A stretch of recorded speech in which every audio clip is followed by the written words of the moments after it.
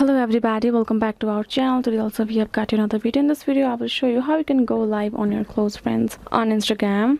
But before that, please do make sure to like our video, subscribe our channel, and yes, without any further delay, we'll simply go ahead and step into our video.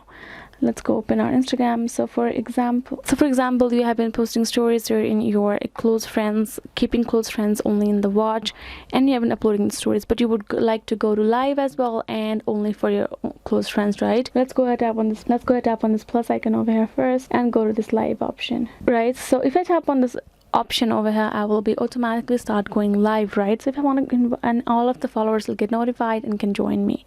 It's going to be public.